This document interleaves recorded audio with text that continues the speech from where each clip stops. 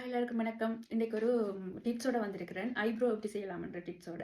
இதுக்கு எல்லாருக்குமே டவுட் வந்து இந்த ப்ரௌன் எடுக்கலாமா, பிளாக் எடுக்கலாமான்னு ரெண்டுமே நீங்கள் எடுக்கலாம். நீங்கள் எடுத்து செய்கிற விதத்தில் தான் நீங்கள் எப்படி எடுக்கிறீங்க ப்ராடக்ட்டை எப்படி செய்கிறீங்கன்ற விதத்தில் தான் நீங்கள் ஐப்ரோ உங்களுக்கு நீட்னஸாக வரப்போகுது. இப்போ நீங்கள் பிளாக் அடிக்குமன்ற டவுட்டுக்கு அடிக்காது. நீங்கள் எடுக்கிற விதம் இருக்குது. நீங்கள் லைட்டாக இந்த ப்ரஷ் தான் யூஸ் பண்ணணும். இப்படி எடுக்கிறீங்க, அள்ளி எடுக்காமல் இப்படி லைட்டாக எடுத்துட்டு அதை வந்து இப்படி ப்ராடக்ட் வந்து இடையிலேருந்து இப்படி கொடுக்குறீங்க. கொடுத்து இங்கே வந்துட்டு இந்த இடத்துல வந்து கொஞ்சம் உயர்த்தி கொடுத்து இங்கே வந்து டிரெக்டாக கூராக்கி விடாமல் கொஞ்சம் சரித்து கொஞ்சம் அதுக்கு ஏற்ற மாதிரி கொஞ்சம் லைட்டாக இப்படி கொடுத்து